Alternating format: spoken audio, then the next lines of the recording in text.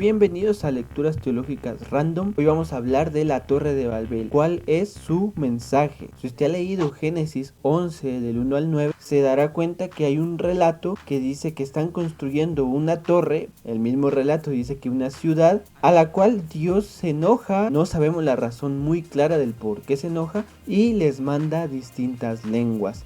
Ese es el relato que nosotros podemos leer y muchos le han dado la interpretación al decir que estos estaban haciendo algo malo y por eso es que Dios le manda lenguas para poder dividirlos, para que esto ya no siga, para que la torre ya no llegue hasta el cielo.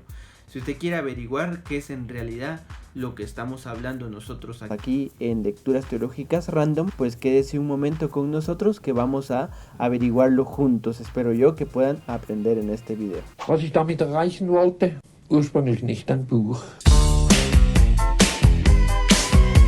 Génesis 11 del 1 al 9 nos está relatando una historia de una ciudad llamada Babel, que en hebreo significa Babilonia, lo que nos da a entender entonces que está hablando de Babilonia, una ciudad de Mesopotamia, que era una de las ciudades más grandes. De hecho, el autor mismo dice que Babilonia en aquel tiempo, o Babel, se asemejaba a New York de este tiempo. ¿Por qué? Porque había vastedad de gente de distintas religiones, de distintos lugares, con distintas formas y costumbres. Lo que significa que desde ya podemos poner en duda si en realidad el texto quiere decirnos el origen de las lenguas. De hecho, ni siquiera quiere decirnos el origen de las lenguas, porque si usted lee Génesis 5, nos dice que los descendientes de Jafet, de Sem y de Cam, que son los hijos de Noé, se dispersan por todos los territorios aledaños a donde vive Noé, y ellos forman sus tribus, sus familias, y crean territorios los cuales también tienen su propia lengua. Entonces Génesis nos está diciendo que las lenguas no son dadas por Dios o una cuestión divina o de castigo, sino son dadas por Dios, pero por medio del desarrollo de las civilizaciones que van creando sus propias lenguas. Entonces, si el relato de Babel no nos está diciendo el origen de las lenguas, ¿qué nos está diciendo? Vaya pensando usted.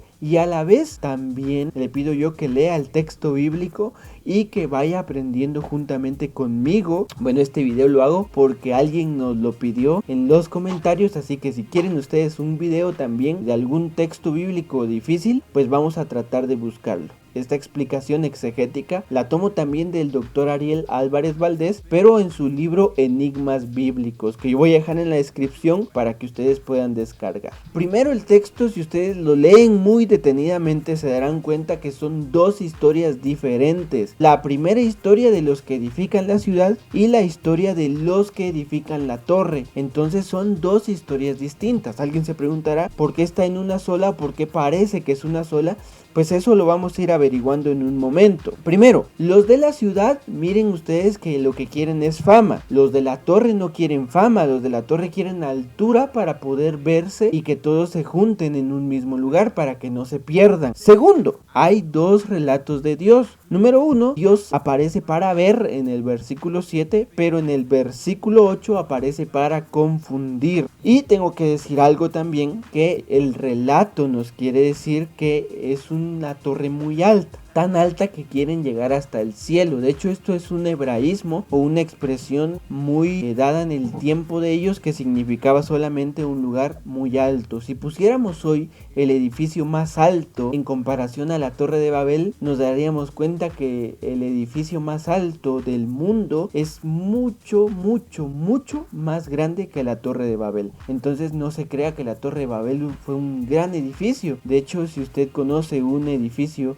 de 7 niveles, pues la Torre de Babel se asemeja a eso. Muy alto o no, tal vez para en aquel tiempo sí, pero en este tiempo no creo que sea muy alto. Entonces, que hayan querido ir a la luna, pues ya llegamos. No sé si Dios quiera castigar a los hombres que llegaron a la luna, pero ¿cuál es el mensaje de la Torre de Babel? Hay 3 etapas. ¿Por qué? Porque son 3 etapas de redacción distinta. La primera etapa nos va a decir que esta historia en realidad no es mala, sino es hecha por hombres piadosos. ¿Y por qué? Porque son dos historias distintas y estos hombres quieren edificar primero una ciudad y segundo quieren edificar un templo que se llamaba Siwat en aquel tiempo. Ciudad y Cihuat con Z. ¿Qué es un Cihuat? Preguntará alguien. Un Cihuat era un lugar religioso y en la punta del Cihuat, de los 7 niveles que tenía un Cihuat, se ponía un templo para adorar a una divinidad. Entonces, la primera etapa de esta redacción es la etapa de contar una historia un tanto piadosa de alguien que quiere desarrollar una ciudad y un templo que es muy reconocido en las ciudades antiguas. Todas las poblaciones, las tribus querían una ciudad y junto con su ciudad querían un templo. Pero la segunda etapa es la etapa de los seminómadas. ¿Y qué etapa es esta? La etapa de que cuentan los seminómadas. ¿Y qué cuentan los seminómadas de la ciudad?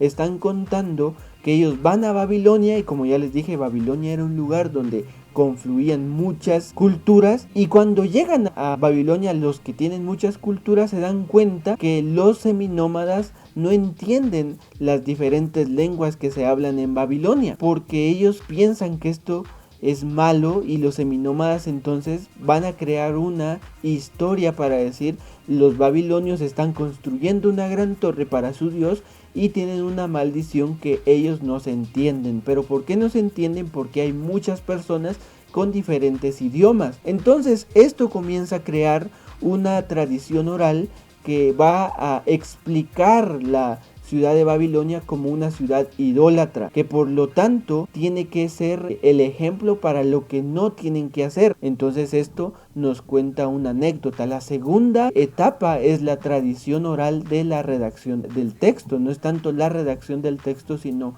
cómo se cuentan ellos esta historia, y estas dos historias terminan casando en el texto bíblico en la tercera etapa.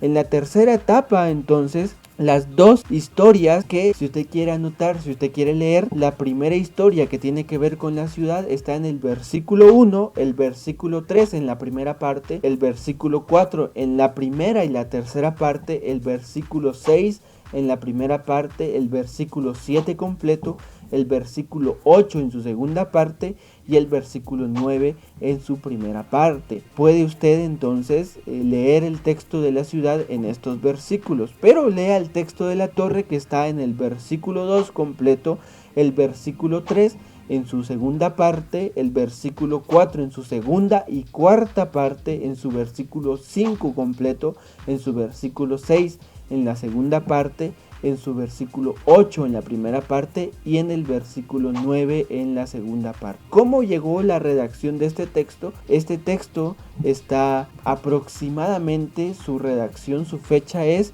en el 950 a.C. con el reinado de Salomón. Entonces, después de pasar de una historia piadosa a ser una historia de idolatría, pasa a ser el ejemplo de lo que no tienen que hacer las ciudades, que es desvincularse de su Dios cuando van a edificar algo. ¿Por qué? Porque no va a prosperar. Entonces, esta tercera etapa, que es la redacción última del texto, que está muy puesta después del diluvio de Noé, tiene una finalidad para los escritores de aquel tiempo. Se dice que fue la corriente yavista quien la escribió, y que quiere dar a entender una cosa: que las ciudades no se pueden edificar si no se tiene a Dios primero. Entonces, este es el gran detalle de la redacción de Babilonia. Para esto, después se construyó un relato que es al revés de Babilonia, y este relato es el Pentecostés, que es poner a Dios primero, y las lenguas, que al parecer tienen una analogía entre Babilonia y el aposento alto, ahora son el significado y son la muestra de que Dios está con ellos. Bueno, en Babilonia las lenguas dispersas y diferentes era para decir: ellos no quisieron a Dios en su territorio, en su planificación, Dios los dividió. Y las lenguas en el Pentecostés, que claro tiene un significado más amplio, pero yo solo lo tomo como una analogía, es para decir: ellos quisieron a Dios en su planificación y Dios mostró lenguas. Bueno, la parte práctica es: cada uno de nosotros en este nuevo año, que es el 2021, podemos tener algo que hacer juntamente con Dios.